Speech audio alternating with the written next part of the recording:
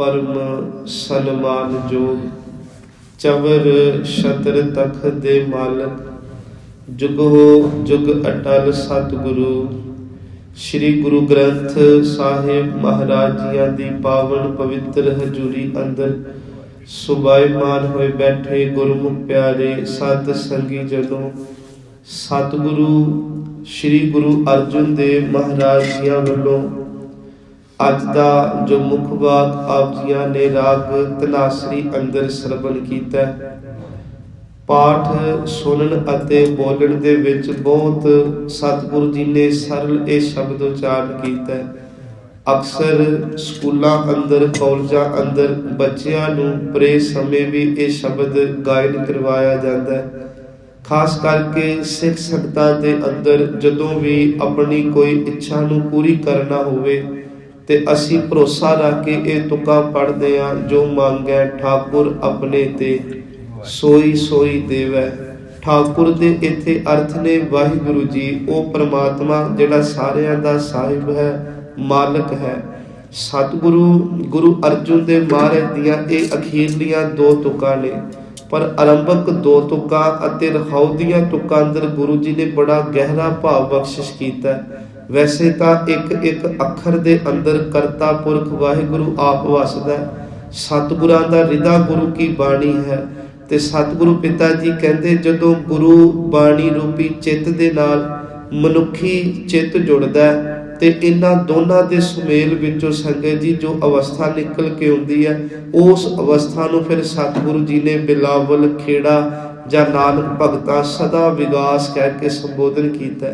असीं ये बचन जदों पढ़े ना, चतुर दिशा कीनो बल अपना, चारे दिशावां अंदर ओ वाहिगुरु जो अपना बल धार के बैठा है। बल कहंदे ताकत नूं, शक्ति नूं। अक्सर एक गल आपां कहंदे आ कि वाहिगुरु जी दे हुक्म तो बिना पता नहीं हिलदा। बस वो जो हुक्म है उन्हों इत्थे बल शब्द वरतिया कि असी किते भी चले जाइए, वो परमात्मा जिहड़ा है हर थां वसदा है ते ओदा हुक्म, ओदी ताकत, ओदा बल हर थां है। ये गल भगतां नूं समझ आई, गुरु साहिबानां नूं समझ आई ते धुर की बाणी अंदर वो सानू ये गवाही दे के गए कि जिथे हर आराधी है तिथे हर मित सहाय। वो तां हर थां सहाय है क्योंकि उसकी ताकत हर थां। यही गल बाबा धन्ना जी कहते कि रे चित चित सकीना दयाल दमोदर बिवै न जारस कोई, जे धावै ब्रह्मंड खंड को करता करे सोई। कहते खड्डा ब्रह्मंडा च किते चले जाओ, पर सच एवे हर दा उहदे हुक्म दा डंका वजदा। सतगुरु दा एक बचन है, कोट ब्रह्मंड को ठाकुर स्वामी, सर्ब जियां का दाता रे। ओ परमात्मा जिन्हें खंड ब्रह्मंड बनाए ते वो ओदा करता धरता है। सतगुरु कहंदे चतुर दिशा कीनो बल अपना, सिर ऊपर कर धारियो। हुण देखो ये दो तुकां दा प्रकरण चलदा है। अद्धी तुक च है गुरु की सिफत ते वाहिगुरु जी की सिफत, ते अद्धी तुक च है बख्शिश। भाव कि एक तो अद्धी तुक च ये दसिया सिखा जां हर उस मनुख मात्र नूं जिहड़ा गुरु ग्रंथ साहिब अगे सीस झुका रहा जां ये शब्द का पाठ कर रहा है कि पहले चार अखर पढ़ उहदे विच रब की वडियाई, उहदी ताकत दसी है ते उसे तुक दा अखीरला पाठ कर उहदे च ये दस्सिया कि जिहड़े उस वाहिगुरू नूं ध्याउंदे ने, जदों वो वाहिगुरू अपना मेहरां दा हथ किसे दे सीस ते रख दवे, सच एवे उहदी जिंदगी दे सारे दुख चले जांदे आ, जां कोई दुख नहीं व्यापदा। कि सिर ऊपर कर धारियो, कर कहंदे हत्थां नूं, धारियो पाव जदों आपां महाराज दी बचन दी बाणी पढ़दे आ कि जिसके सिर ऊपर तू स्वामी सो दुख कैसा पावै। सच एवे जदों वाहिगुरू जी अपना मेहरा दा हाथ टिकावे ते संगत जी ओ बल दे पट्ठियां विचों, बल दे अंगियारां विचों ते समुद्र दी गहराई विचों, दुनिया दे हर ओख शोक विचों ओ वाहिगुरू सानू बचा लैंदा। क्योंकि बल छुट के ओ बंधन परे, कछु ना होत उपाय।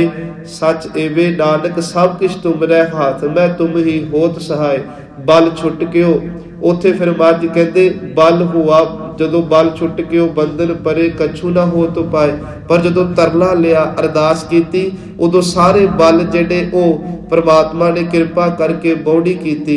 ते फिर मेरे सतगुरु पिता जी कहते ਵਿਪਤ ਇਹ ਜਦੋਂ ਵਾਹਿਗੁਰੂ ਜੀ ਦੇ ਭਾਣੇ ਅੰਦਰ ਹੀ ਪਈ ਤੇ ਉਸ ਰੱਬ ਨੂੰ ਯਾਦ ਕੀਤਾ ਤੇ ਉਹ ਪ੍ਰਮਾਤਮਾ ਨੇ ਸਾਡੀ ਰੱਖਿਆ ਵੀ ਕੀਤੀ। ਇਸ ਕਰਕੇ ਹੈ ਕਿ ਚਤੁਰ ਦਿਸ਼ਾ ਕੀਨੋ ਬਲ ਆਪਣਾ, ਸਿਰ ਉੱਪਰ ਕਰ ਧਾਰਿਓ ਕਿਰਪਾ ਕਟਾਖ। ਇਹ ਅਰਥ ਥੋੜੇ ਮਹਿੰਗੇ ਨੇ। ਕਟਾਖ ਦੇ ਅਰਥ ਨੇ ਨਿਗਾਹ ਪ੍ਰਮਾਤਮਾ ਦੀ, ਨਜ਼ਰ ਜਿਹਨੂੰ ਕਹਿੰਦੇ। ਕੱਕਾ ਟੈਂਕੇ ਨੂੰ ਕੰਨਾ ਖੱਖੇ ਦੇ ਥੱਲੇ ਅੱਧਾ ਯਈਆ ਲੱਗਾ।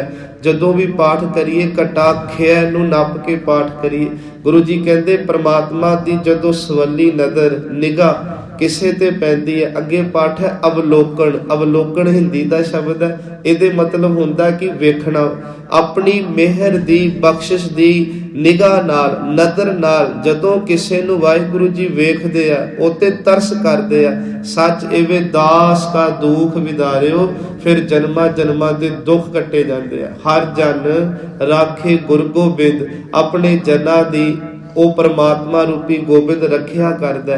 ਕੰਠ ਲਾਏ ਅਵਗੁਣ ਸਭ ਮੇਟੇ, ਜਿਨ੍ਹਾਂ ਨੂੰ ਗੁਰਬਾਣੀ ਆਪਣੇ ਕੰਠ ਨਾਲ, ਵਾਹਿਗੁਰੂ ਜੀ ਆਪਣੇ ਕੰਠ ਨਾਲ, ਗੁਰੂ ਸਾਹਿਬਾਨ ਆਪਣੇ ਕੰਠ ਨਾਲ ਲਾ ਲੈਂਦੇ, ਉਹਨਾਂ ਦੇ ਗੁਣ ਸਾਰੇ ਅਵਗੁਣ ਮੇਟ ਦਿੰਦੇ ਆ ਤੇ ਗੁਣਾਂ 'ਚ ਭਰਪੂਰ ਕਰ ਦਿੰਦੇ ਆ। ਕੰਠ ਲਾਏ ਅਵਗੁਣ ਸਭ ਬੇਟੇ, ਦਇਆਲ ਪੁਰਖ ਬਖਸ਼ੰਦ, ਕਿਉਂਕਿ ਪ੍ਰਮਾਤਮਾ ਦਿਆਲੂ ਹੈ, ਬਖਸ਼ੰਦ ਹੈ, ਪੁਰਖ ਭਾਵ ਵਿਆਪਕ ਹੈ। ਸਤਿਗੁਰੂ ਫਿਰ ਅਖੀਰ ਤੇ ਕਹਿੰਦੇ ਮੰਗੀਏ ਜ਼ਰੂਰ, ਪਰ ਜੇ ਉਹਦੇ ਦਾਸ ਬਣ ਕੇ ਮੰਗੀਏ ਨਾ ਤੇ ਫਿਰ ਦਾਸ ਜੋ ਮੁਖ ਤੋਂ ਬੋਲੇ ਉਹਦਾ ਬੋਲਿਆ ਅਜਾਈ ਨਹੀਂ ਜਾਂਦਾ। ਇਸ ਗੱਲ ਦੀ ਪ੍ਰੋੜਤਾ ਗੁਰੂ ਅਰਜੁਨ ਦੇ ਮਹਾਰਾਜ ਦਾ ਇੱਕ ਸ਼ਬਦ ਕਰਦਾ ਜੀ।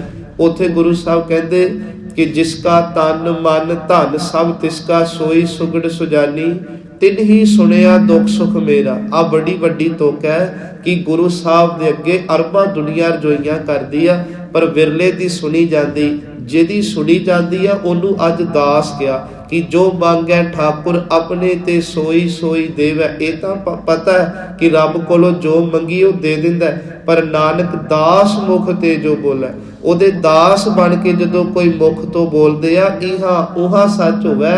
ਉਹਨਾਂ ਦਾ ਬੋਲਿਆ ਨਾ ਲੋਕ 'ਚ ਕੱਟਿਆ ਜਾਂਦਾ ਨਾ ਪਰਲੋਕ 'ਚ ਕੱਟਿਆ ਜਾਂਦਾ। ਤਾਂ ਕਰਕੇ ਬਾਣੀ ਨੇ ਕਿਹਾ ਇੱਕ ਸਾਧ ਬਚਨ ਅਟਲਾਦਾ। ਸਾਧੂਆਂ ਦੇ ਬਚਨ ਅਟਲਾਦਾ ਦੇ ਅਰਥ ਨੇ ਕਦੇ ਵਿਨਾਸ਼ ਨਹੀਂ ਹੁੰਦੇ, ਜੁਗੋ ਜੁਗ ਅਟਲ ਨੇ। ਸਾਧੂ ਬੋਲੇ ਸਹਿਜ ਸੁਭਾਏ, ਸਾਧੂ ਕਾ ਬੋਲਿਆ ਬਿਰਥਾ ਨਾ ਜਾਏ।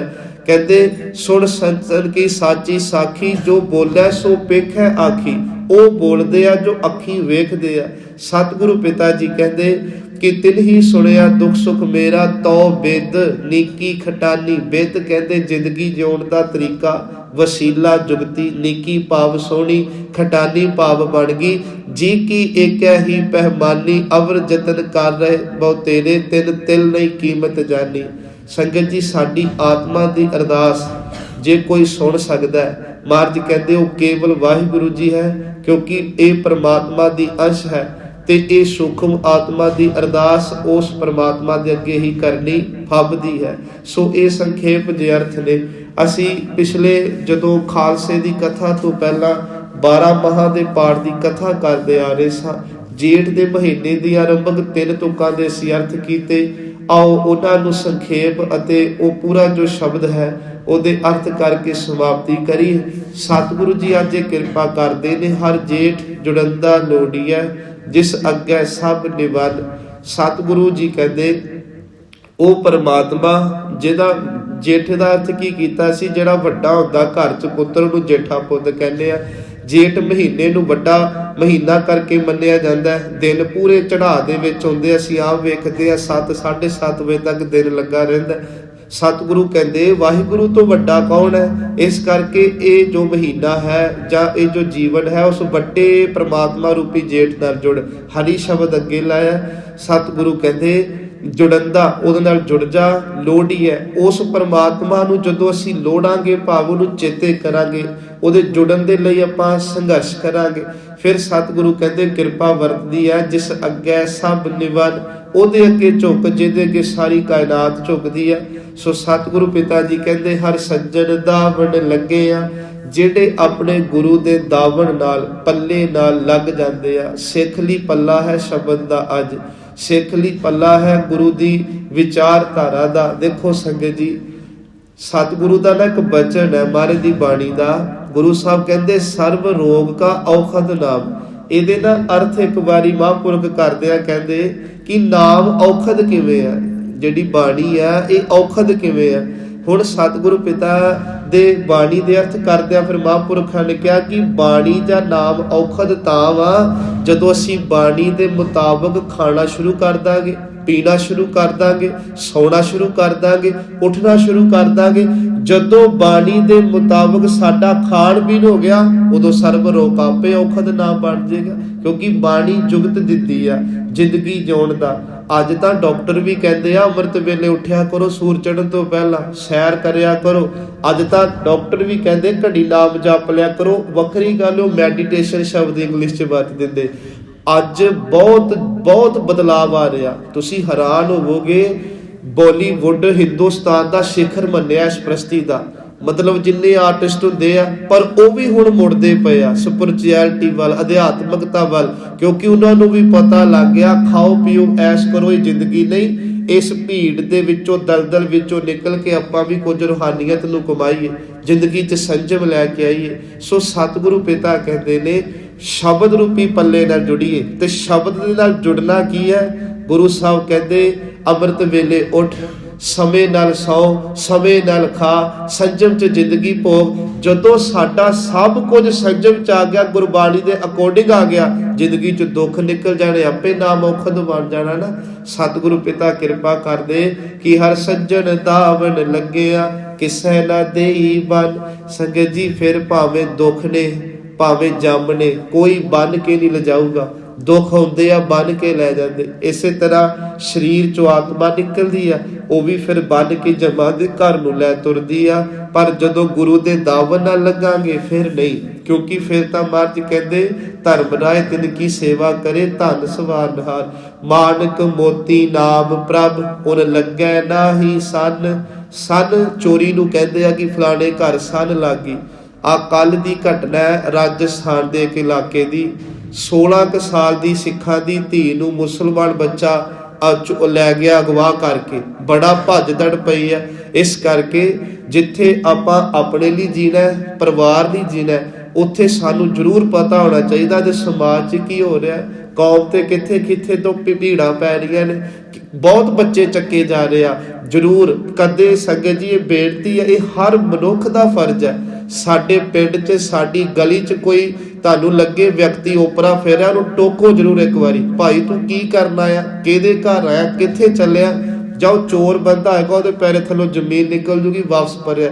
ਅਸੀਂ ਬੂਹੇ ਬੰਦ ਕਰ ਲਏ, ਸਾਡੇ ਲਾਗੋਂ ਕੋਈ 20 ਫੇਰੇ ਮਾਰ ਗਿਆ, ਉਹਨਾਂ ਨੂੰ ਪਤਾ ਹੈ ਬੋਲਦੇ ਕੱਖ ਨਹੀਂ, ਪਰ ਨਹੀਂ, ਉਦੋਂ ਫਿਰ ਹਾਲਾਤ ਬਦਲ ਜਾਂਦੇ। ਇਸ ਕਰਕੇ ਇਹ ਵੀ ਜ਼ਿੰਮੇਵਾਰੀ ਅਸੀਂ ਇਨਸਾਨੀਅਤ ਦੇ ਨਾਂ 'ਤੇ ਨਿਭਾਈਏ। ਗੁਰੂ ਜੀ ਇੱਥੇ ਕਹਿ ਰਹੇ ਦੁਨੀਆ ਦੇ ਧਨ ਨੂੰ, ਸੰਗਤ ਜੀ ਇਸ ਸੰਸਾਰ ਅੰਦਰ ਨਾ ਧਨ ਵੀ ਲੁੱਟਿਆ ਗਿਆ ਤੇ ਧਨ ਵੀ ਲੁੱਟਿਆ ਗਿਆ। ਗਜਨੀ ਦੇ ਸੱਚ ਇਵੇਂ ਮੰਡੀਆਂ ਦੇ ਵਿੱਚ ਟਕੇ ਤੇ ਇਸ ਹਿੰਦੁਸਤਾਨ ਦੀ ਪੱਤ ਵੀ ਉੱਥੇ ਵੇਚੀ ਗਈ ਤੇ ਮੰਦਰਾਂ ਨੂੰ ਲੁੱਟ ਕੇ ਧਨ ਵੀ ਲੁੱਟਿਆ ਗਿਆ। ਸਤਿਗੁਰੂ ਕਹਿੰਦੇ ਦੁਨੀਆ ਦਾ ਤਨ ਤੇ ਧਨ ਲੁੱਟਿਆ ਜਾਂਦਾ, ਪਰ ਜਿਨ੍ਹਾਂ ਕੋਲੋਂ ਨਾਮ ਬਾਣੀ ਦਾ ਧਨ ਹੋਵੇ, ਇਹਨੂੰ ਕੋਈ ਦੁਨੀਆ ਦੇ ਵਿੱਚ ਸੰਨ ਨਹੀਂ ਲਾ ਸਕਦਾ। ਹੋਰ ਇੱਕ ਕਮਾਲ ਦੀ ਗੱਲ ਸੁਣੋ, ਸਾਡੇ ਹਿਸਟਰੀ ਵਿੱਚ ਇੱਕ ਗੁਰਦੁਆਰਾ ਸਾਹਿਬ ਹੈ ਜਿਹਨੂੰ ਗੁਰਦੁਆਰਾ ਸੰਨ ਸਾਹਿਬ ਕਹਿੰਦੇ ਆ। ਥੋੜਾ ਜਿਹਾ ਸਿਰ ਘੁਮਾਓ ਆਪਣਾ, ਤੁਸੀਂ ਦਰਸ਼ਨ ਵੀ ਕੀਤੇ ਆ। ਕਿੱਥੇ ਆਏ ਗੁਰੂ ਘਰ? ਇਹ ਅੰਮ੍ਰਿਤਸਰ ਜ਼ਿਲ੍ਹਾ ਹੈ, ਬਾਸਰ ਕਾ ਇਲਾਕਾ ਹੈ, ਜਿੱਥੇ ਧੰਨ ਗੁਰੂ ਅਮਰਦਾਸ ਜੀ ਦਾ ਆਗਮਨ ਹੋਇਆ। ਇਹ ਉਹ ਥਾਂ ਹੈ ਜਦੋਂ ਬਾਬਾ ਦਾਤੂ ਜੀ ਲੱਤ ਮਾਰ ਦਿੰਦੇ ਆ ਮੇਰੇ ਸਤਿਗੁਰੂ ਦੇ, ਤੇ ਉਹ ਇਕਾਂਤਵਾਸ ਹੋ ਕੇ ਇਸ ਕਮਰੇ 'ਚ ਬੰਦ ਕਰ ਲੈਂਦੇ ਆਪਣੇ ਆਪ ਨੂੰ, ਤੇ ਤਖਤੀ ਤੇ ਬਾਹਰ ਲਿਖ ਕੇ ਲਾ ਦਿੰਦੇ, ਜਿਹਨੇ ਬੂਹਾ ਖੋਲ੍ਹਣ ਦੀ ਹਿੰਮਤ ਕੀਤੀ ਉਹ ਅੱਜ ਤੋਂ ਬਾਅਦ ਮੇਰਾ ਸਿੱਖ ਨਹੀਂ ਤੇ ਅਸੀਂ ਉਹਦੇ ਗੁਰੂ ਨਹੀਂ ਹੋਵਾਂਗੇ। ਉਹ ਸੰਗਤਾਂ ਡਰ ਗਈਆਂ, ਇਹ ਹੁਣ ਗੁਰੂ ਦੇ ਦਰਸ਼ਨ ਤੇ ਕਰਨੇ ਤੇ ਗੁਰੂ ਦਾ ਹੁਕਮ ਵੀ ਜਿਹੜਾ ਉਹ ਕੌਣ ਮੋੜੇ। ਤੇ ਸੱਚ ਜਾਣਿਓ, ਬਾਬਾ ਬੁੱਢਾ ਜੀ ਨੂੰ ਮਹਾਰਾਜ ਗੁਰੂ ਨਾਨਕ ਜੀ ਵਾਰ ਦੇ ਕੇ ਗਏ ਸੀ ਕਿ ਬੁੱਢਿਆ ਤੇ ਤੋਂ ਓਲੇ ਕਦੇ ਨਾ ਹੋਸਾ। ਗੁਰੂ ਨਾਨਕ ਦੁਨੀਆ ਤੋਂ ਓਲੇ ਹੋ ਸਕਦਾ, ਪਰ ਤੇਰੇ ਤੋਂ ਕਦੇ ਓਲੇ ਨਹੀਂ ਹੋਊਗਾ। ਤੈਨੂੰ ਪਤਾ ਹੈ ਕਰੂਗਾ ਗੁਰੂ ਦੀ ਜੋਤ ਕਿੱਥੇ ਵਰਤਦੀ ਪਈ ਆ। ਫਿਰ ਬਾਬਾ ਬੁੱਢਾ ਜੀ ਨੇ ਜੁਗਤ ਖੇਡੀ ਕਹਿੰਦੇ ਜੇ ਮਹਾਰਾਜ ਨਹੀਂ ਲਿਖਿਆ ਨਾ ਕਿ ਬੂਆ ਨਾ ਖੋਲਿਓ, ਸਿੱਖ ਨਹੀਂ ਕਹਿੰਦੇ ਸੀ ਬੂਆ ਨਹੀਂ ਖੋਲਦੇ, ਅਸੀਂ ਸੰਨ ਲਾ ਕੇ ਪਿੱਛੋਂ ਦੀ ਵੜ ਜਾਂਦੇ ਆ। ਉਹ ਅੱਜ ਤੱਕ ਨਿਸ਼ਾਨੀ ਰੱਖੀ ਆ ਉੱਥੇ ਸੰਗਤਾਂ ਦੀ। ਸੋ ਇਹ ਹੈ ਮਹਾਰਾਜ ਕਹਿੰਦੇ ਕਿ ਜੇ ਨਾਮ ਜਪਾਂਗੇ, ਬਾਣੀ ਪੜਾਂਗੇ, ਸੱਚ ਹੈ ਸੰਗਤ ਜੀ, ਇਹ ਸਾਡੀ ਨਿੱਜੀ ਆਤਮਿਕ ਪ੍ਰਾਪਰਟੀ ਹੈ ਜੋ ਸਾਡੇ ਹਰ ਥਾਂ ਕੰਮ ਆਉਣੀ ਹੈ। ਉਨ ਲੱਗੈ ਨਾਹੀ ਸੰਨ ਰੰਗ ਸਭੇ ਨਾਰਾਇਣ। ਰੰਗ ਦੇ ਅਰਥ ਪਤਾ ਕੀ ਆ? ਥੋੜਾ ਜਿਹਾ ਆਪਣੇ ਵੱਲ ਆਈਏ। ਜਿਹੜੀਆਂ ਅਸੀਂ ਖੁਸ਼ੀਆਂ ਭੋਗ ਰਹੇ ਨਾ, ਜੋ ਵੀ ਸਾਨੂੰ ਵਾਹਿਗੁਰੂ ਜੀ ਨੇ ਸੁੱਖ ਸਾਧਨ ਦਿੱਤੇ, ਇਹਨੂੰ ਰੰਗ ਸ਼ਬਦ ਵਰਤਿਆ। ਤੇ ਸਭੇ ਨਾਰਾਇਣ ਹੈ, ਸਭੇ ਵਿੱਚ ਸਭ ਕੁਝ ਆ ਗਿਆ ਨਾ। ਸਾਡੇ ਤਨ, ਸਾਡੇ ਸਵਾਸ, ਸਾਡੀ ਦੇਹ ਰੋਗਤਾ, ਸਾਡੇ ਧੀਆ ਪੁੱਤਰ, ਜੋ ਵੀ ਵਾਹਿਗੁਰੂ ਜੀ ਨੇ ਇਹ ਤੋਂ ਜੱਟ ਬਖਸ਼ਿਆ, ਮਹਾਰਾਜ ਕਹਿੰਦੇ ਸਾਰੇ ਰੰਗ ਦੇਣ ਵਾਲਾ, ਖੁਸ਼ੀਆਂ ਦੇਣ ਵਾਲਾ, ਕਾਰੋਬਾਰ ਦੇਣ ਵਾਲਾ ਉਹ ਪ੍ਰਮਾਤਮਾ ਹੈ। ਪਰ ਜੇਤੇ ਮਨ ਭਾਵਨ, ਉਹ ਪ੍ਰਮਾਤਮਾ ਸਭ ਦਾਤਾਂ ਦੇਣ ਵਾਲਾ। ਜਿਹਦੇ ਮਨ ਨੂੰ ਭਾ ਜਾਏ ਫਿਰ ਉਹ ਮਨ ਭਾਉਂਦੇ ਫਲ ਤੇ ਗੁਰੂ ਕੋ ਲੈਂਦਾ, ਨਾਲ ਗੁਰੂ ਵੀ ਕਰਦਾ। ਪਾਤਸ਼ਾਹ ਜੀ ਕਹਿੰਦੇ ਵਾਹਿਗੁਰੂ ਜੀ ਦੇ ਵੀ ਮਨ ਨੂੰ ਭਾਣਾ ਤੇ ਸਿੱਖ ਦੇ ਮਨ ਨੂੰ ਵੀ ਉਹ ਵਾਹਿਗੁਰੂ ਜੀ ਭਾ ਜਾਏ। ਅਖੀਰ ਤੇ ਫਿਰ ਬਾਅਦ ਦੇ 2-3 ਜੋ ਤੁਕਾਂ ਨੇ ਕਿ ਜੋ ਹਰ ਲੋੜੇ ਸੋ ਕਰੇ। ਸੰਗਤ ਜੀ, ਜੋ ਵਾਹਿਗੁਰੂ ਜੀ ਨੂੰ ਠੀਕ ਲੱਗਦਾ ਉਹੀ ਕੁਝ ਇਸ ਸੰਸਾਰ ਤੇ ਹੁੰਦਾ, ਹੋ ਰਿਹਾ ਤੇ ਹੋਵੇਗਾ। ਸੋਈ ਜੀ ਕਰਨ, ਇਹਦੇ 2 ਅਰਥ ਨੇ ਕਿ ਵਾਹਿਗੁਰੂ ਜੀ ਆਪਣੇ ਜੀ ਮੁਤਾਬਕ ਹੀ ਕਰਮ ਕਰਦਾ ਤੇ ਦੂਜੇ ਨੇ ਆਪਣੇ ਜੀ ਮੁਤਾਬਕ ਹੀ ਦੂਜਿਆਂ ਕੋਲੋਂ ਕਰਮ ਕਰਾਂਦਾ। ਕਿਉਂਕਿ ਕਰਨ ਕਾਰਨ ਪ੍ਰਭ ਏਕ ਹੈ, ਦੂਸਰ ਨਾਹੀ ਕੋਏ। ਸਤਿਗੁਰੂ ਜੀ ਨੇ ਬਚਨ ਬਾਣੀ ਚ ਉਚਾਰੇ, ਤੁਮ ਸਮਰੱਥਾ ਕਾਰਨ ਕਰਨ, ਇਹ ਵੀ ਸ਼ਬਦ ਹੈ ਬਾਣੀ ਅੰਦਰ। ਅੱਗੇ ਹੈ ਜੋ ਪ੍ਰਭ ਕੀਤੇ ਆਪਣੇ, ਜਿਨ੍ਹਾਂ ਨੂੰ ਵਾਹਿਗੁਰੂ ਜੀ ਨੇ ਪੈਦਾ ਕਰਕੇ ਆਪਣੇ ਨਾਲ ਜੋੜ ਲਏ। ਜਦ ਮਨੁੱਖਾ ਮਿਲਿਆ, ਹਿੰਦੂ ਵੀਰ ਏ, ਈਸਾਈ ਵੀਰ ਏ, ਕੋਈ ਆ, ਪਰ ਜਦੋਂ ਧਰਮ ਦੇ ਮਾਰਗ ਤੇ ਚੱਲ ਕੇ ਵਾਹਿਗੁਰੂ ਨੂੰ ਜਪ ਰਹੇ ਆ, ਕੋਈ ਰਾਮ ਕਹਿ ਕੇ, ਕੋਈ ਅੱਲਾ ਗੋਡ ਕੁਛ ਕਹਿ ਕੇ, ਮਹਾਰਾਜ ਕਹਿੰਦੇ ਉਹਨਾਂ ਨੂੰ ਵਾਹਿਗੁਰੂ ਜੀ ਨੇ ਆਪ ਜੋੜਿਆ। ਫਿਰ ਉਹ ਜੁੜਿਆਂ ਦੇ ਉੱਤੇ ਕਿਰਪਾ ਕੀ ਹੋਈ, ਸਹੀ ਕਹੀ ਹੈ ਧੰਨ। ਉਹਨਾਂ ਜੁੜਿਆਂ ਨੂੰ ਫਿਰ ਅਸੀਂ ਧੰਨ ਕਹਿੰਦੇ ਆ ਨਾ ਕਿ ਫਲਾਣਾ ਮਹਾਂਪੁਰਖ ਆਇਆ ਜੀ, ਉਹ ਫਲਾਣੇ ਥਾਂ ਬੜੀ ਬੰਦਗੀ ਕਰਨ ਵਾਲੀ ਰੂਹ ਰਹਿੰਦੀ ਆ, ਉਹਨਾਂ ਦੀ ਧੰਨਤਾ ਕਰਾ ਦਿੰਦਾ ਉਹ ਪ੍ਰਮਾਤਮਾ। ਆਪਨ ਲੀਆ ਜੇ ਮਿਲੈ, ਇਹਦੇ ਅਰਥ ਨੇ ਜੇ ਆਪਣੇ ਯਤਨਾਂ ਨਾਲ ਹੀ ਵਾਹਿਗੁਰੂ ਦੀ ਪ੍ਰਾਪਤੀ ਹੁੰਦੀ, ਜੇ ਆਪਣੇ ਯਤਨਾਂ ਨਾਲ ਹੀ ਜਨਮ ਮਰਨ ਕੱਟਿਆ ਜਾਂਦਾ, ਜੇ ਆਪਣੇ ਯਤਨਾਂ ਨਾਲ ਹੀ ਸੁੱਖ ਮਿਲਦੇ ਤੇ ਸੰਗਤ ਜੀ ਅੱਜ ਦੁਨੀਆ ਦੌੜੀ ਭੱਜੀ ਫਿਰਦੀ, ਉਹਨਾਂ ਨੂੰ ਸਭ ਕੁਝ ਮਿਲ ਜਾਂਦਾ। ਪਰ ਇਹ ਤਾਂ ਵਾਹਿਗੁਰੂ ਜੀ ਦੀ ਦਾਤ ਹੈ, ਉਹਦੀ ਪ੍ਰਾਪਤੀ, ਉਹਦੀਆਂ ਦਾਤਾਂ ਦੀ ਪ੍ਰਾਪਤੀ ਉਹ ਆਪ ਜਿਹਨੂੰ ਦੇਵੇ। ਮਹਾਰਾਜ ਕਹਿੰਦੇ ਆਪਣ ਲਿਆ, ਜੇ ਆਪਣੇ ਜ਼ੋਰ ਨਾਲ, ਇਹ ਦੇਖੋ ਆਖਣ ਜ਼ੋਰ ਚੁਪੈ ਨਾ ਜ਼ੋਰ, ਜ਼ੋਰ ਨਾ ਮੰਗਣ ਦੇ ਨਾ ਜ਼ੋਰ, ਜ਼ੋਰ ਨਾ ਜੀਵਨ ਮਰ ਨਾ ਜ਼ੋਰ, ਜ਼ੋਰ ਨਾ ਰਾਜ ਮਾਲ ਮਰਸੋਰ, ਜ਼ੋਰ ਨਾ ਸੁਰਤੀ ਗਿਆਨ ਵਿਚਾਰ, ਜ਼ੋਰ ਨਾ ਜੁਗਤੀ ਛੁਟੈ ਸੰਸਾਰ, ਜਿਸ ਹੱਥ ਜ਼ੋਰ ਕਰ ਵੇਖੈ ਸੋਏ, ਨਾਨਕ ਉਤਮ ਨੀਚ ਨਾ ਕੋਏ। ਇਹ ਸਾਰੇ ਕਦੇ ਇਹਨਾਂ ਦੇ ਅਰਥ ਪੜਿਓ ਜਾ ਕੇ। ਇਹਦੇ ਅਰਥ ਨੇ ਕਿ ਗੋਲਕ ਦੇ ਵਿੱਚ ਵੀ ਰੁਪਈਆ ਉਦੋਂ ਪੈਂਦਾ ਜਦੋਂ ਗੁਰੂ ਕਿਰਪਾ ਕਰੇ, ਕਿਉਂਕਿ ਉਹ ਤੋਂ ਬਿਨਾਂ ਤੇ ਦਾਨ ਵੀ ਮੁਮਕਿਨ ਨਹੀਂ। ਉਹ ਦਾਨ ਵੀ ਆਪ ਕਰਾਉਂਦਾ, ਸੁਰਤੀ 'ਚ ਵਾਹਿਗੁਰੂ ਦੀ ਬਾਣੀ ਨੂੰ ਆਪ ਟਿਕਾਉਂਦਾ। ਇਸ ਕਰਕੇ ਸਤਿਗੁਰੂ ਕਹਿੰਦੇ ਵਿਛੜ ਕਿਉ ਰੋਵਨ, ਜੇ ਸਾਡੇ ਯਤਨਾਂ ਨਾਲ ਮਿਲਿਆ ਹੁੰਦਾ ਤੇ ਫਿਰ ਵਿਛੜ ਕੇ ਅਸੀਂ ਰੋਂਦੇ ਕਿਉਂ। ਇਸ ਕਰਕੇ ਉਹ ਵਾਹਿਗੁਰੂ ਆਪ ਤਰੁੱਠਦਾ ਜੀ। ਸਾਧੂ ਸੰਗ ਪ੍ਰਾਪ ਤੇ ਨਾਨਕ ਰੰਗ ਮਾਨਨ, ਜਿਹੜੇ ਗੁਰੂ ਰੂਪੀ ਸਾਧੂ ਦੇ ਨਾਲ ਸੰਗ ਕਰਦੇ ਆ, ਵਾਹਿਗੁਰੂ ਜੀ ਦੀ ਪ੍ਰਾਪਤੀ ਕਰ ਲੈਂਦੇ ਆ ਜਾਂ ਪ੍ਰਾਪਤੀ ਦੇ ਯਤਨ ਕਰਦੇ ਆ, ਨਾਨਕ ਰੰਗ ਮਾਨਨ। ਉੱਪਰ ਜਿਹੜੀ ਅਸੀਂ ਰੰਗ ਸਭੇ ਨਾਰਾਇਣ ਦੇ ਅਰਥ ਕੀਤੇ ਨਾ, ਉਹ ਫਿਰ ਵਾਹਿਗੁਰੂ ਜੀ ਦੇ ਘਰ ਦੀਆਂ ਸਾਰੀਆਂ ਦਾਤਾਂ ਨੂੰ ਮਾਣਦੇ ਆ ਸੰਗਤ ਜੀ, ਭਾਵ ਮਾਲਕ ਬਣ ਜਾਂਦੇ ਆ। ਕਿਉਂਕਿ ਠਾਕੁਰ ਕਾ ਸੇਵਕ ਆਗਿਆਕਾਰੀ, ਠਾਕੁਰ ਕਾ ਸੇਵਕ ਸਦਾ ਪੁਜਾਰੀ। ਤੇ ਜਿਹੜਾ ਠਾਕੁਰ ਦਾ ਸੇਵਕ ਹੈ ਨਾ, ਫਿਰ ਮਹਾਰਾਜ ਕਹਿੰਦੇ ਉਹ ਸੇਵਕ ਦੇ ਖਜ਼ਾਨੇ ਵੀ ਵਾਹਿਗੁਰੂ ਭਰ ਦਿੰਦਾ ਹੈ। ਅਖੀਰ ਤੇ ਹੈ ਹਰ ਜੇਠ ਰੰਗੀਲਾ ਤਿਸ ਧਣੀ। ਮੇਰੇ ਸਤਿਗੁਰੂ ਕਹਿੰਦੇ ਜੇਠ ਦਾ ਮਹੀਨਾ ਜਾਂ ਇਹ ਪੂਰਾ ਜੀਵਨ ਉਹਨਾਂ ਲਈ ਰੰਗੀਲਾ ਹੈ, ਉਹ ਧਣੀ ਨੇ। ਮੇਰੇ ਪਾਤਸ਼ਾਹ ਕਹਿੰਦੇ ਜਿਸ ਕੈ ਭਾਗ ਮਥਨ, ਜਿਨ੍ਹਾਂ ਦੇ ਭਾਗਾਂ ਦੇ ਉੱਤੇ ਮਨੁੱਖ ਬਣ ਕੇ ਵਾਹਿਗੁਰੂ ਜੀ ਨੂੰ ਜਪਣਾ, ਵਾਹਿਗੁਰੂ ਜੀ ਨੂੰ ਸਤਿਕਾਰ ਦੇਣਾ, ਵਾਹਿਗੁਰੂ ਅੱਗੇ ਝੁਕ ਜਾਣਾ, ਵਾਹਿਗੁਰੂ ਜੀ ਦੇ ਭੈ 'ਚ ਰਹਿਣਾ, ਵਾਹਿਗੁਰੂ ਜੀ ਨੂੰ ਚੇਤੇ ਕਰਦੇ ਰਹਿਣਾ, ਇਹ ਸਭ ਕੁਝ ਲਿਖਿਆ ਨਾ, ਉਹਨਾਂ ਦਾ ਜੀਵਨ ਸੰਗਤ ਜੀ ਬਹੁਤ ਖੁਸ਼ੀਆਂ ਖੇੜਿਆਂ ਨਾਲ ਤੇ ਸੁੱਖ ਦਾ ਤੇ ਸਫਲਾ ਬਤੀਤ ਹੁੰਦਾ ਹੈ। ਭੁੱਲਾਂ ਦੀ ਖਿਮਾ। ਆਖੋ ਵਾਹਿਗੁਰੂ ਜੀ ਕਾ ਖਾਲਸਾ, ਵਾਹਿਗੁਰੂ ਜੀ ਕੀ ਫਤਿਹ।